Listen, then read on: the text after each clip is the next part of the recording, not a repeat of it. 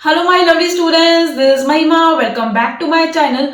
आज की इस वीडियो में हम रियल नंबर्स चैप्टर के ऊपर जितने भी टाइप्स के क्वेश्चन होते हैं वो सारे क्वेश्चंस हम देखेंगे। अच्छे से सारे कॉन्सेप्ट हम कवर करेंगे। सो इस वीडियो को आपने एंड तक जरूर देखना है और सारे क्वेश्चंस अच्छे से सॉल्व करने हैं। और मैंने रियल नंबर्स चैप्टर के ऊपर एजर्शन एंड रीजनिंग के क्वेश्चंस पे भी एक वीडियो बनाई थी एंड इसके केस स्टडी क्वेश्चंस पे भी मैंने एक वीडियो बनाई थी। सो इन दोनों वीडियोस के लिंक आपको डिस्क्रिप्शन बॉक्स में मिल जाएंगे। और अगर अभी तक आपने मेरे चैनल को सब्सक्राइब नहीं किया है, please do subscribe to my channel and do like and share my videos. So now without wasting any time, let's get started. Okay, so here we have the fundamental theorem of arithmetic. So पहले हम statement read कर लेते हैं। It says every composite number can be expressed as a product of primes, and this factorization is unique apart from the order in which the prime factors occur. Fundamental theorem of arithmetic is also called a unique factorization theorem. So इस statement का क्या meaning है? It means कोई भी हम अगर composite number लेते हैं, I can write it as the product of primes. Okay, so any composite number can be expressed as the product of prime numbers. So for example, मैं कोई भी एक नंबर लेती हूँ, suppose I take this number 22। 22 को हम कैसे express कर सकते हैं?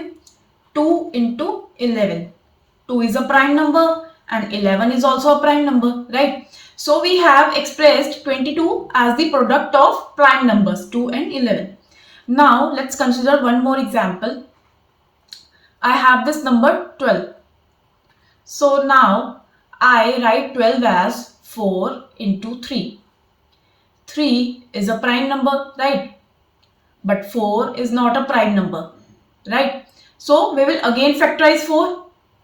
We can write 4 as 2 into 2, right? Now 2 is a prime number and 3 is also a prime number. So we have expressed this number 12 as the product of primes. Okay, so 12 is nothing but 2 square into 3. Okay, now इस पे based कुछ questions हैं हमारे पास based on fundamental theorem of arithmetic. So the first question is 2 to 5 can be expressed as. Okay, so हमें कुछ नहीं करना, इसमें सिंपली हमें प्राइम फैक्टराइजेशन देना है of this number 2 to 5.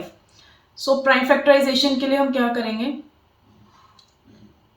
We will try dividing this number with the prime factors. तो हमें कोई भी इसका एक प्राइम फैक्टर बताना है जो इस नंबर को डिवाइड करता है.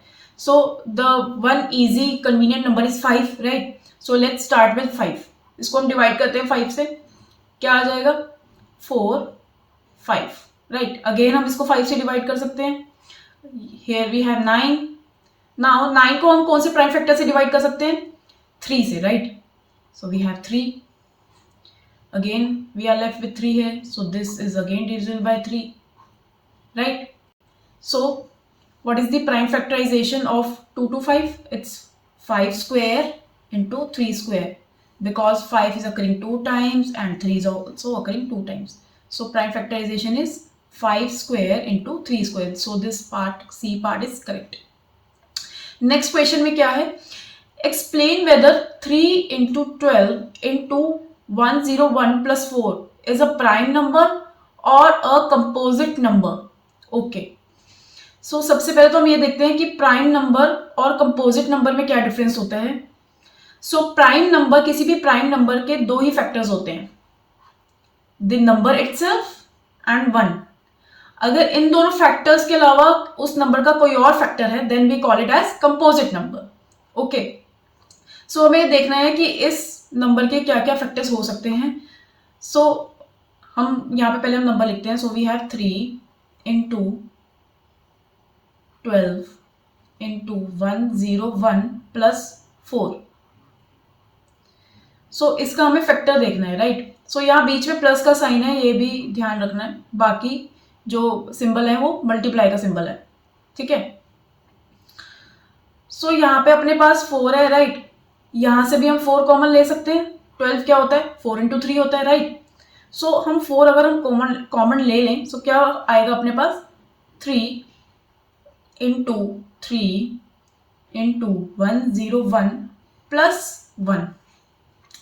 सो यहाँ पे 4 एक फैक्टर है इसी नंबर का, राइट।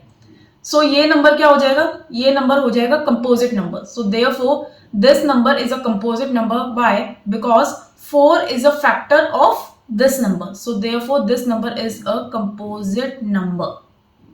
Okay, next question क्या है, check whether 15 raised to power n can end with digit 0 for any n belonging to the set of natural numbers. Okay, so सबसे पहले तो हम ये देखते हैं कि अगर कोई भी नंबर डिजिट 0 से एंड हो रहा है तो इसका क्या मतलब है। Suppose I have this number 30, this is ending with digit 0, right. So इसका क्या मीनिंग है, 10 is a factor of this number. अगर किसी भी नंबर के पीछे 0 है इसका मतलब 10 उस नंबर का एक फैक्टर है, right. So 10 is what, 10 is nothing but 2 into 5, right. अगर किसी भी नंबर के प्राइम फैक्टराइजेशन में 10 है, इसका क्या मतलब है कि उसके प्राइम फैक्टराइजेशन में 2 एंड 5 जरूर होगा, राइट। सो हम पहले 15 का प्राइम फैक्टराइजेशन देखते हैं। सो 15 का प्राइम फैक्टराइजेशन क्या होता है, 3 into 5, right. So 15 raised power n क्या हो जाएगा, this will be 3 raised power n into 5 raised power n, right. So क्या इसके प्राइम फैक्टराइजेशन में अपने पास 10 बन सकता है। सो हमारे पास 5 तो है, 5 रेज़्ड पावर n तो है, राइट, बट 2 का कोई भी फैक्टर नहीं है, राइट। सो 10 तो तभी बनेगा जब अपने पास 2 भी होगा और 5 भी होगा, right. So since we do not have any factors of 2, any prime factor of 2, this can never end with digit 0, fine. So हम यहाँ पे क्या लिखेंगे, 15 raised power n can never end with digit 0 because its prime factorization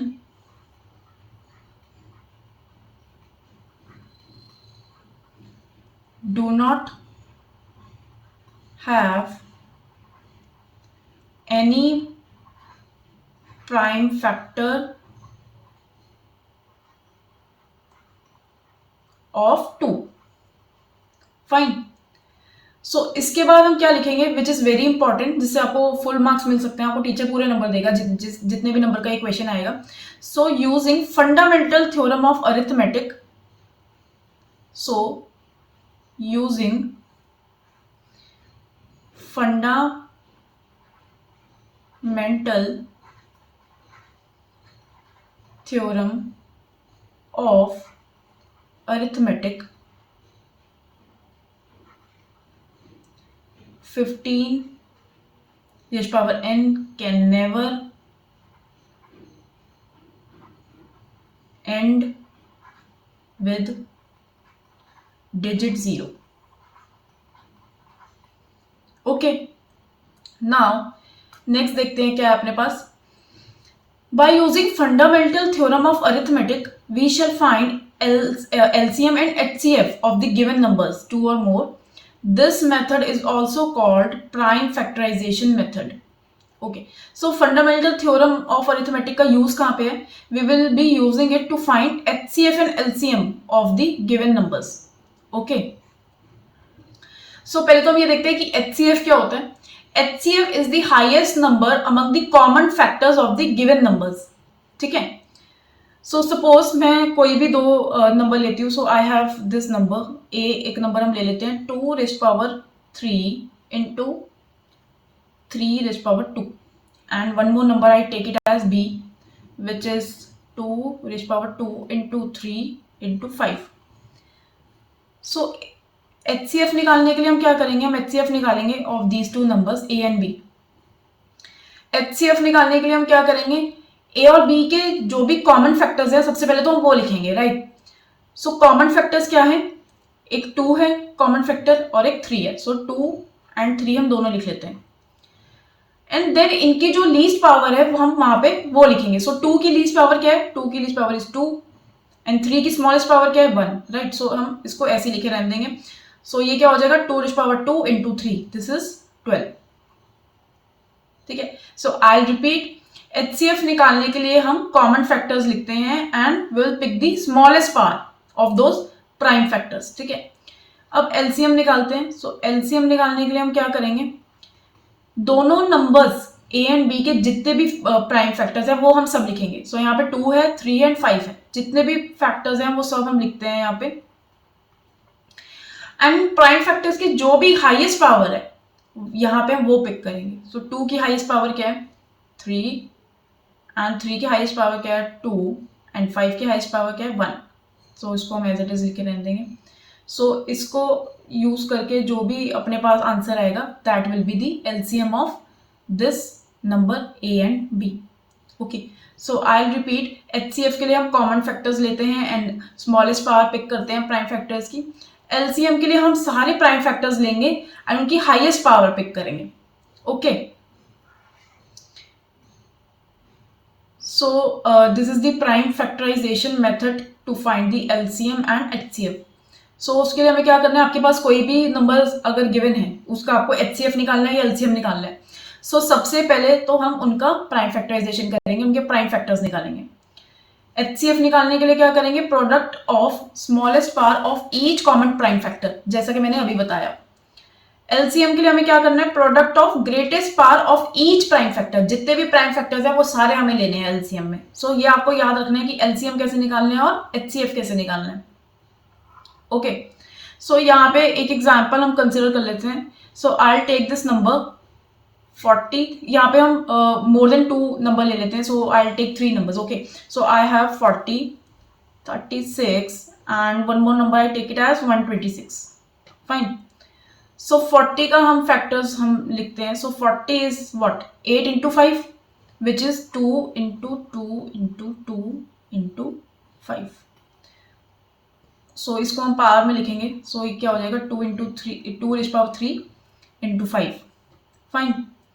36 क्या होता है, 36 is 4 into 9, right. सो 4 क्या होता है 2 into 2 and 9 is 3 into 3। So this is 2 का स्क्वायर इंटू 3 का स्क्वायर। 126 को हम कैसे लिख सकते हैं, so I write it as 2 into 3 into 3 into 7। So this is 2 into 3 का स्क्वायर इंटू 7, फाइन। अब हमें इन नंबर्स का HCF निकालना है। HCF निकालने के लिए हम क्या करेंगे, जो भी कॉमन फैक्टर्स हैं वो हम सब लिखेंगे। सो कॉमन फैक्टर एक तो 2 है, राइट। सो 2 हमने लिख दिया। इस 3 का कॉमन फैक्टर 3 यहाँ पे अकर नहीं हो रहा, 5 यहाँ पे नहीं है एंड 7 भी अकर नहीं हो रहा। सो HCF इज 2, ओके। सो 2 की जो स्मॉलेस्ट पावर होगी हम वो लिखेंगे। सो स्मॉलेस्ट पावर कौन सी है यहाँ पे 1, राइट। सो HCF यहाँ पे क्या आ जाएगा हमारे पास इन नंबर्स का 2, फाइन।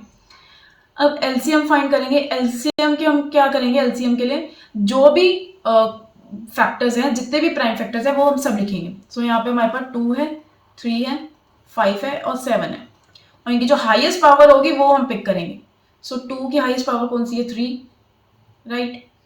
एंड 3 की हाईएस्ट पावर इज 2, 5 की 1 है एंड 7 की भी 1 है, राइट। सो इसको हम क्या लिखेंगे, 8 into 9 into 5 into 7, this is 2520। सो ये आ गया अपने पास LCM और ये आ गया HCF, ओके। सो इस पे बेस्ड एक वर्ड प्रॉब्लम है अपने पास।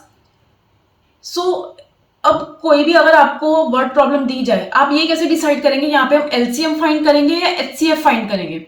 सो इतना ध्यान रखना है कि किसी भी वर्ड प्रॉब्लम में अगर इन वर्ड्स का यूज हो, लाइक टुगेदर या फिर एट द सेम टाइम या फिर साइमल्टेनियसली, देन हम फाइंड करते हैं LCM, ओके। सो इस वर्ड प्रॉब्लम को पहले हम रीड करते हैं। It says 3 bells toll at intervals of 9, 12, 15 minutes respectively. If they start tolling together, after what time will they next toll together? यहाँ पे कौन सा वर्ड यूज हो रहा है, टुगेदर। इसका क्या मतलब है, जैसा कि मैंने अभी बताया कि अगर together at the same time simultaneously in words का अगर यूज हो तो हम क्या फाइंड करेंगे, LCM, लीस्ट कॉमन मल्टीपल। ठीक है, तो हमें क्या निकालना है, हमें LCM निकालना है कौन से नंबर का, 9, 12, 15, इन नंबर्स का हमें LCM निकालना है। फाइन, सो हम LCM आज इसमें हम ऐसे फाइंड करेंगे। सो आई राइट दिस नंबर 9, 12, 15। ठीक है, सो जो सबसे स्मॉलेस्ट प्राइम नंबर है हम उसी से ही स्टार्ट करते हैं, विल स्टार्ट डिवाइडिंग। सो 12 को हम डिवाइड कर सकते हैं 2 से, राइट। सो 9 तो डिवाइड नहीं होगा, I write 9 as it is, this is 6 and then 15 as it is. Then हम कौन सा स्मॉलेस्ट प्राइम फैक्टर ले सकते हैं, again 2, because 6 is divisible by 2, है ना। सो यहाँ क्या आ जाएगा 9, दिस इज 3, अगेन 15।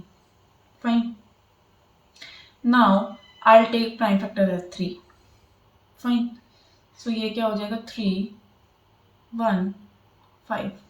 अगेन यहाँ पे हम 3 ले सकते हैं, दिस इज 1, 1, अगेन 5, यहाँ पे आ जाएगा 5, 1, 1, 1, हो गया सब डिवाइड, राइट। सो अब क्या आ जाएगा इसके प्राइम फैक्टराइजेशन में अपने पास क्या आ गया, 2, 2, 3, 3, 5। सो इसका LCM क्या होगा, 2 का स्क्वायर इंटू 3 का square into 5, because 2 is occurring 2 times, 3 is occurring 2 times, 5 is occurring once. So इसका LCM क्या आ गया, LCM will be 4 into 9 into 5, which is 180. So after 180 minutes, these 3 bells will toll together. 180 minutes is equivalent to what? 3 hours. So after 3 hours, these 3 bells will toll together. ठीक है, सबको समझ में आया कैसे करना है क्वेश्चन। अब हम देखते हैं नेक्स्ट क्वेश्चन क्या है। It says find the largest number which divides 70 and 125, leaving remainder 5 and 8 respectively. Okay.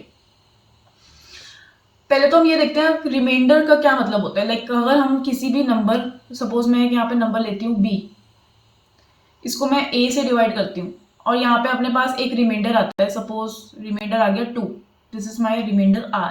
ठीक है, सो अगर अपने पास यहाँ पे नॉन जीरो रिमाइंडर आता है, इसका क्या मीनिंग होता है, that A is not a factor of B। A जो है वो फुल्ली डिवाइड नहीं कर रहा B को, राइट।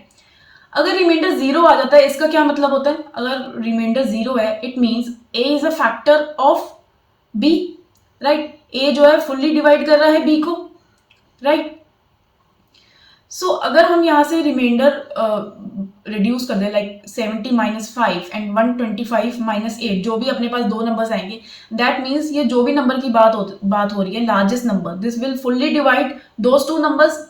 सो पहले तो हम वो वाले 2 नंबर्स हम लिख लेते हैं। सो वो 2 नंबर्स क्या हो जाएंगे, 70 minus 5, this is 65, and 125 minus 8, ये कितना आ जाएगा, 117।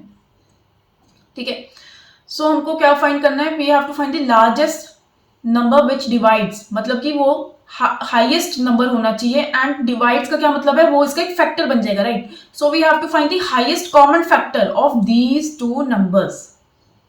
ठीक है, सो 65 को हम कैसे लिख सकते हैं, सो 65 का पहले हम फैक्टर्स हम निकालेंगे। सो 65 इज व्हाट, इसको हम पहले 5 से डिवाइड करते हैं, सो इट बिकम्स 1 एंड यहाँ पे कितना आ जाएगा 3, सो this is 5 into 13, so 65 is 5 into 13। अब 117 का हम निकालते हैं। सो 117 का अगर हम करेंगे, सो यहाँ पे क्या आ जाएगा, 3 से हम पहले डिवाइड करते हैं इसको, this is divisible by 3, right. So ये क्या हो जाएगा 27, यहाँ पे आ जाएगा 9, अगेन 3 से डिवाइड हो सकता है, राइट। सो दिस भी 1, 3, ये हो गया 13 से divide. So we will have it as 3 का स्क्वायर इंटू 13। ठीक है, अब HCF निकालने के लिए मैंने क्या बताया था, हमें कॉमन फैक्टर्स लिखने हैं इन दोनों नंबर्स के। ये 2 नंबर्स हैं अपने पास, इन दोनों के हमें कॉमन फैक्टर्स लिखने हैं। जो कॉमन फैक्टर कौन सा है, 13, और इसकी स्मॉलेस्ट पावर हम लिखेंगे। सो 13 की स्मॉलेस्ट पावर क्या है, 1 ही है। So this required number, this largest number is nothing but the number 3, this 13, sorry, this required number is 13. Okay, इसके बाद क्या आता है, इसके बाद इस चैप्टर में है अपने पास Euclid's division lemma.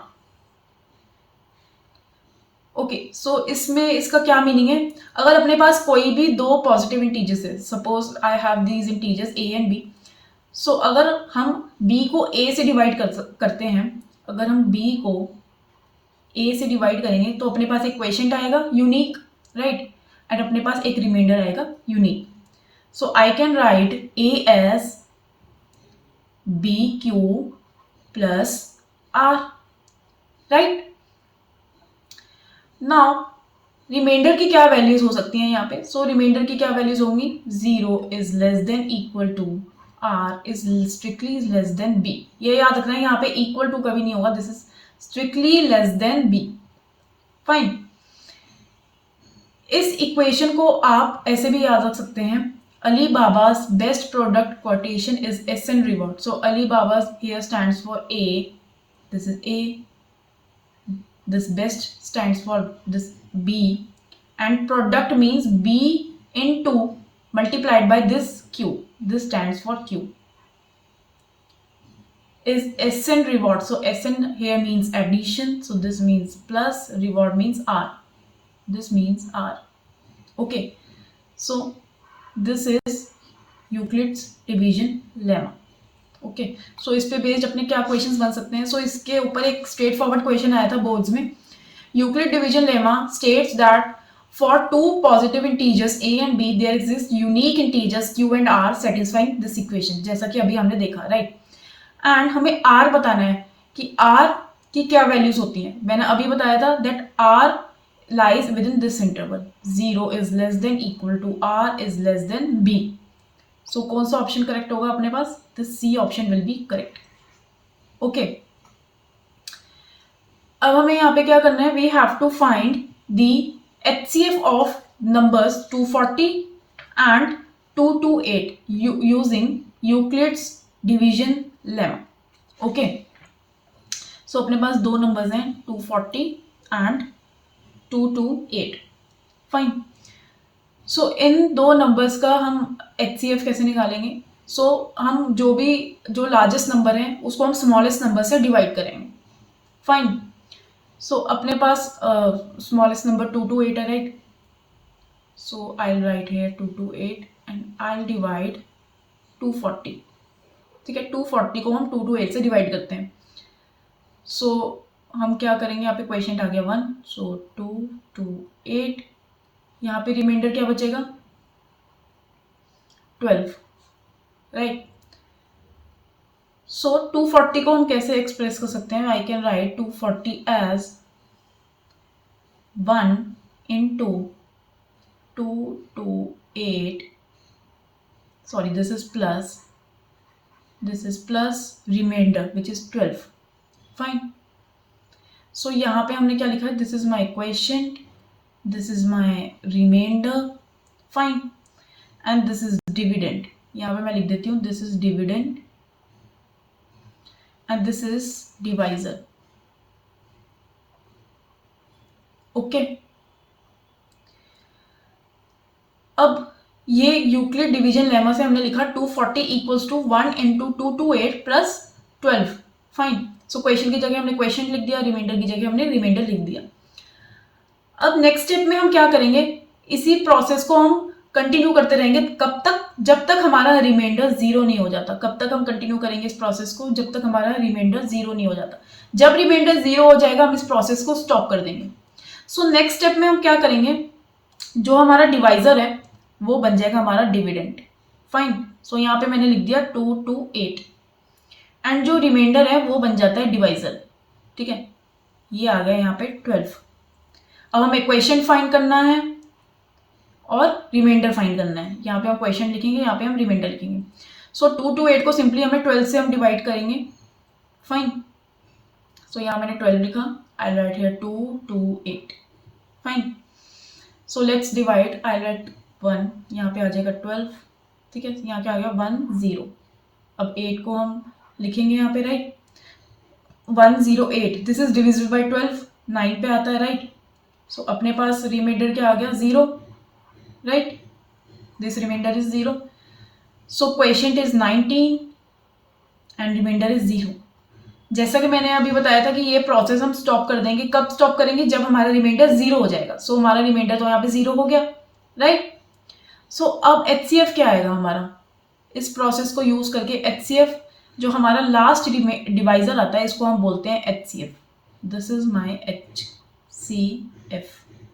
So we have found HCF using Euclid's algorithm, Euclid's division lemma. Okay, understood. अब इसके बाद क्या बोला है, a number n when divided by 14 gives the remainder 5. Euclid's division lemma use करके हम स्टेटमेंट लिख सकते हैं, right. So I can write it as n is equal to 14q plus r. Using Euclid's division lemma there exist, आपको पूरी statement लिखनी है. Using Euclid's division lemma there exist unique integers q and r such that n is equal to 14q plus r. ठीक है. सो r तो हमें यहाँ पे दिया ही हुआ है, r is nothing but 5. सो यहाँ पे हम r नहीं लिखेंगे, यहाँ पे हम लिखेंगे 5. फाइन. अब क्या बोला है, what is the remainder when the same number is divided by 7. सो हमें ये देखना है कि अगर n को हम 7 से डिवाइड करें, सो हमारे पास रिमाइंडर क्या होगा. सो n को अगर हम 7 से डिवाइड करते हैं, so this expression is divisible by 7, है ना. but 5 is not divisible by 7. so दोनों साइड पहले तो हम 7 से डिवाइड करते हैं, अपने पास क्या आ जाएगा, n is divided by 7. this means what, this expression is divisible by 7. so यहाँ पे क्या आ जाएगा, हम इसको पहले तो हम स्प्लिट कर देते हैं. so this is 14q by 7 plus 5 by 7. ये क्या हो जाएगा, 2q प्लस 5/7. हमें यहीं से पता चल रहा है रिमाइंडर क्या होगा, right. So reminder is again 5. So उसी नंबर को अगर हम 7 से डिवाइड करेंगे, again we will have reminder as 5 because 5 is not divisible by 7. So आपको प्रॉपर यहाँ पे रीजन लिखना है. Since 5 is not divisible by 7, the required reminder is 5. So this is the right answer. Okay, now let's move on to the next question. Okay, so we have definitions of rational numbers and irrational numbers. So rational number क्या होता है, a number in the form p by q where p and q are co-prime numbers. This is very important. And q is not equals to 0. This is known as rational number. ठीक है. So कोई भी number जिसको हम p by q form में लिख सकते हैं, that those numbers are rational numbers. Suppose I'll take this number as 1/2. Fine. Negative भी हो सकता है इसमें, like -3/7. This is a rational number. 2 is also a rational number because 2 is what? 2 is 2/1. This is a rational number. 3/6, क्या ये एक rational number है? We have expressed this number as p by q. क्या ये rational number है? ये rational number नहीं है. Why? क्योंकि अपने पास यहाँ पे एक important condition given है which says P and Q are co-prime numbers. So co-prime numbers का क्या मीनिंग होता है, कोई भी दो नंबर्स co-prime तभी होते हैं जब उनका HCF जो होता है वो 1 होता है. ठीक है. सो इन दोनों नंबर्स P and Q को हम co-prime नंबर्स तभी बना पाएंगे जब ये जो P by Q जो है ये अपने लोएस्ट टर्म्स में होगा. लोएस्ट टर्म्स मीन्स 3/6 को हम कैसे लिख सकते हैं, 1/2. So now this is a rational number because now 1 and 2 का HCF क्या है, 1, बट 3 and 6 का HCF क्या है, 2, राइट. सो यहाँ पे तो HCF हमें इन दोनों नंबर्स का चाहिए 1. को प्राइम नंबर्स होने चाहिए, राइट. सो को प्राइम बनाने के लिए हमें इस P by Q को लोएस्ट टर्म्स में लिखना है. Fine. Then this number becomes a rational number. ठीक है. सो ये बहुत इंपॉर्टेंट है, इसका आपको ध्यान रखना है. एंड इरैशनल नंबर क्या होता है, जो नंबर रैशनल नहीं होता, जिसको हम P by Q फॉर्म में नहीं लिख सकते, those number are irrational number. So example यहाँ पे given है √2, √3, √5. So कोई भी under root P prime, this is irrational number. ये आपने याद रखना है. Under root any prime number, this is irrational number. Okay. किसी भी नंबर को अगर आपको प्रूव करना हो कि ये इरेशनल है, विच इज वेरी इंपॉर्टेंट, इस पे बेस्ड मोस्टली एक क्वेश्चन आता ही है सीबीएसई बोर्ड एग्जाम में कि आपको कोई भी एक नंबर दिया जाता है and you have to prove that this number is irrational. उसमें ये स्टेटमेंट्स यूज होती हैं, द सम और the difference of a rational and और an irrational number is irrational. इसका क्या मीनिंग है? रैशनल और एक इरेशनल नंबर का जो सम है, this is always irrational. And this last statement says the product and the quotient of a non-zero rational and an irrational number is irrational. Okay, तो product अगर हम करें, suppose this is my rational number into this irrational number, this is always equal to irrational number. Okay, so similarly अगर हम इसको divide करें irrational number by a rational number, this is again an irrational number. Okay, if let p be a prime number, if this prime number p divides a square, then p divides a, where a is a positive integer. ये तीनों statements बहुत important है, आपको याद रखनी है, and we will be using these statements in proving that a given number is an irrational number. ठीक है, इसके बाद हम नेक्स्ट देखते हैं क्या है अपने पास। Show that 5√6 is an irrational number. हमको प्रूव करना है कि ये जो नंबर है ये इरेशनल है। इसको प्रूव करने के लिए कि ये नंबर इरेशनल है, हम कॉन्ट्रडिक्शन यूज करते हैं। तो कॉन्ट्रडिक्शन हम कैसे यूज करेंगे? सपोज हम यहाँ पे मान लेते हैं कि जो ये नंबर है 5√6, दिस इज रैशनल नंबर। इसको हम अज्यूम कर लेते हैं कि ये रैशनल नंबर है।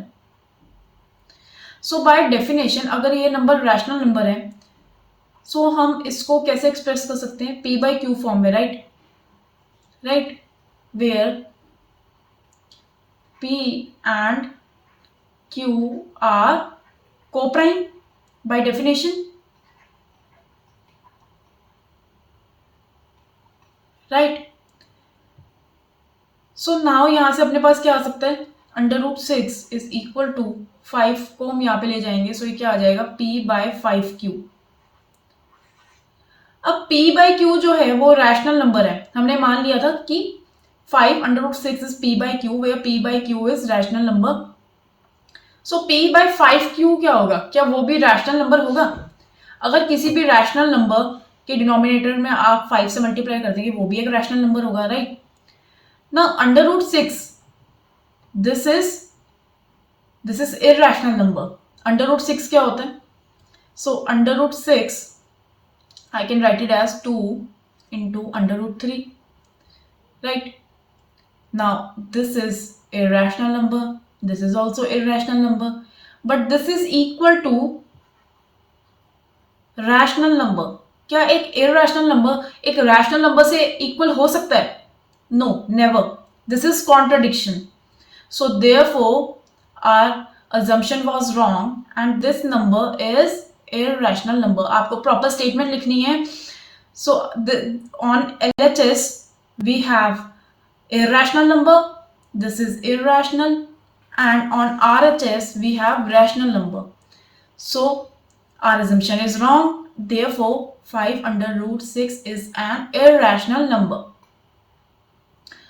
अगेन इसी के जैसे अपने पास एक और क्वेश्चन है। अगेन हम अज्यूम कर लेते हैं कि ये जो गिवन नंबर है ये एक रैशनल नंबर है। That means p by q form में हम इसको लिख सकते हैं, वेयर, ये आपने बार बार लिखना है, where p and q are coprimes. Okay, हमने मान लिया है कि ये नंबर रैशनल है, ठीक है। We can express it as p by q. I can write it as 2√3, 7 को हम उधर ले जाते हैं, ये क्या आ जाएगा? p by q - 7। क्या RHS अपना अभी भी रैशनल नंबर है? हाँ, ये अभी भी रैशनल नंबर है। वाई? क्योंकि रैशनल नंबर से अगर हम 7 सब्ट्रैक्ट कर देंगे, 7 is also a rational number, right.